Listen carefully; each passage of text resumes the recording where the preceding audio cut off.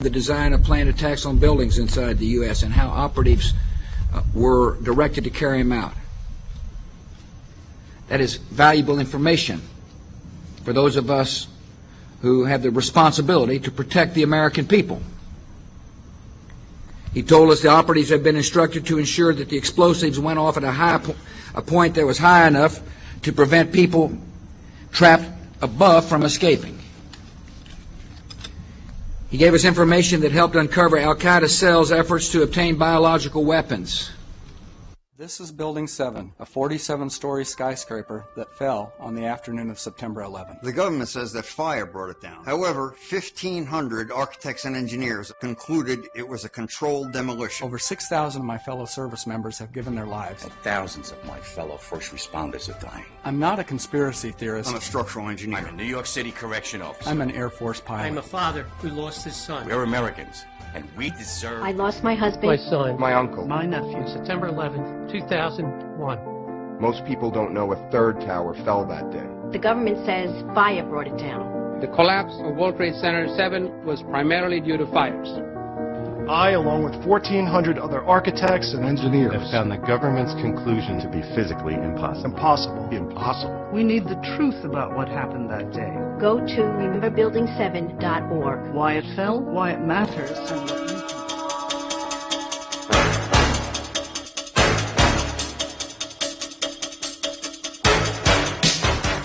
The name Amenemhet means Amen is the head. Besides Pharaoh Amenemhet and biblical Abraham living in the same place at the same time, is there any other evidence connecting biblical Abraham to Pharaoh Amenemhet I? According to Egyptian history, Pharaoh Amenemhet I was not of royal blood, and his family origin is unknown. Egyptology experts believe he seized the throne of Egypt after murdering Pharaoh Mentuhotep. In 1818, Antonio Lobolo made a revolutionary discovery that identified the biblical Abraham as an Egyptian pharaoh. During Lobolo's excavations in the Egyptian Valley of the Kings, he exhumed 11 Egyptian mummies along with rolls of papyri inscribed with hieroglyphic writings and drawings. One of those drawings was interpreted by Mormon Joseph Smith and his Egyptologists as Abraham sitting on the pharaoh's throne. Abraham's name was also deciphered on a roll of papyrus.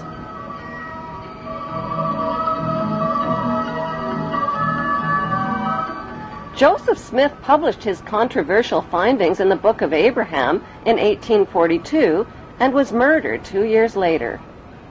Today, the only Egyptian pyramid tomb forbidden to the public is the tomb of Pharaoh Amenemhet I, who many researchers now believe is the biblical Abraham.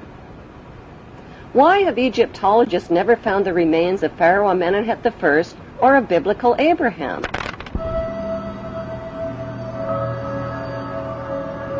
The best explanation is that their common remains are concealed inside the famous Ark of the Covenant. The Hollywood movie Raiders of the Lost Ark was about the search for the lost Ark of the Covenant. According to the Bible story, the tablets of the 10 Commandments given to Moses by God were stored inside the ark.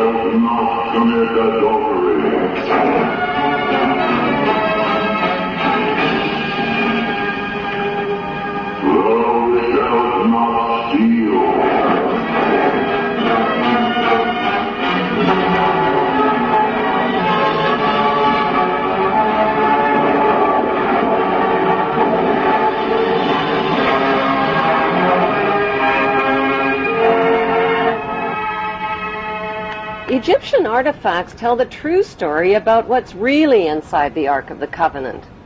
The Ark of the Covenant is, in fact, an Egyptian canopic chest, where the dried organs of royal kings and pharaohs were stored, not the 10 Commandments. Why did the Hebrews call their royal canopic chest the Ark of the Covenant? Because the name signifies the covenants or promises that God made with Abraham. Would the Hebrews carry the Ark of the Covenant into battle to kill and steal if it really contained commandments like, "Thou shalt not kill or steal"? The best explanation is that the Ark contained the remains of their ancestral leader who led them into battle.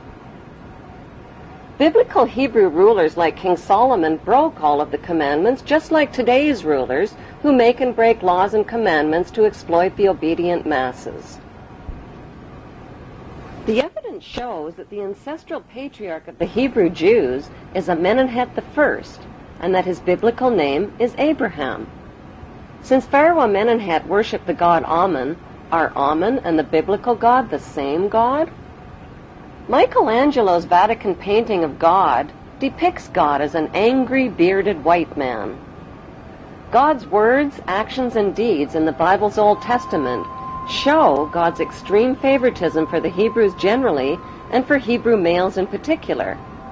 By today's standards, that behavior is considered both racist and sexist. God admits to being a jealous God who approves of ritual human and animal sacrifice as proof that he is obeyed and worshipped above all other gods. He terrorizes, punishes, and kills the enemies of the Hebrews.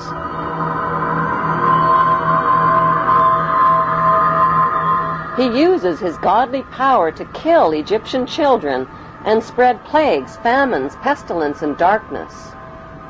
He magically turns staffs into deadly venomous snakes and turns the Nile River into blood. Like the biblical God, the god Amun-Ra also turns the Nile River into blood in the Egyptian myth of Hathor. The Bible God's opinion of humanity is that all human beings are sinful children who are all born into sin. Since his words and deeds describe an angry, violent, and jealous God, are the biblical God and the ancient Egyptian god Amun, whose name is repeated over and over in the Bible, one and the same God? What is an Egyptian pyramid and the eye of the Egyptian god Horus doing on the American $1 bill? Why have Washington, London, and the Vatican erected towering obelisk monuments honoring the pagan Egyptian god Amun-Ra? In the next Bible episode, Abraham's son Isaac, who Abraham almost stabbed to death, grows up to father twin boys named Jacob and Esau. A murderous rivalry develops between the twins, and Jacob flees to a place known today as Bethel in Israel. He lays his head down to rest on a large, smooth stone and dreams of a stairway reaching to heaven like a ladder. The stairway in Jacob's dream describes the step pyramids built by Egyptian pharaohs like ladders reaching to heaven. The symbolic stone where the Hebrew Jacob laid his head thousands of years ago in Bethel is alternately called the Stone of Jacob, the Stone of Destiny, and the Stone of Scone. Today, the symbolic stone can be found underneath the British throne chair on top of the symbolic step pyramid where the Queen and other British monarchs have been crowned. The battered oak coronation throne, on which every English monarch has been crowned, is built over the Stone of Scone. As the Bible story continues, God promises Jacob that a nation and a company of nations shall come from him, and kings will spring from him. Jacob marries 2 of his girl cousins and fathers 12 sons. As Jacob ages, Joseph becomes his favorite son, and Dan becomes his venomous son.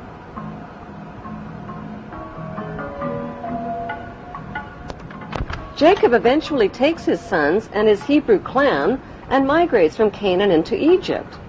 This Hebrew migration into Egypt closely parallels Egyptian history when the Semitic Hyksos migrants overthrew the Egyptian pharaohs and seized the throne of Egypt.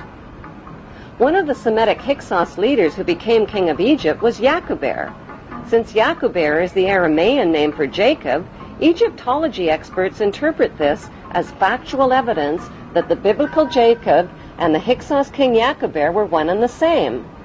Historical records show that the Semitic Hyksos kings ruled Egypt for over 100 years.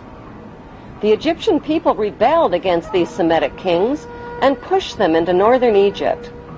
By 1500 BC, a peace agreement was reached between the Egyptians and the Semitic Hyksos, which allowed the Hyksos people to leave Egypt peaceably and move to Palestine and Jerusalem in the Egyptian-controlled land of Canaan. Their gradual and peaceful migration closely matches the Bible story of the Semitic Hebrew exodus from Egypt into Canaan in 1447 BC. According to the Bible story, when the Hebrews arrived in Canaan, they renamed it Israel and divided the land up into 12 tribal states, which they named after the sons of Jacob. Jacob's favorite son Joseph stayed behind in Egypt. Joseph hid his Hebrew identity by marrying an Egyptian wife and changing his name to the Egyptian name Zaphanath-Paneah, which means he who can reveal secrets. According to the Bible, Joseph ruled Egypt as the Pharaoh's top vizier and bought up all the private land in Egypt from the starving people. Then he taxed them out of 1/5 of their income.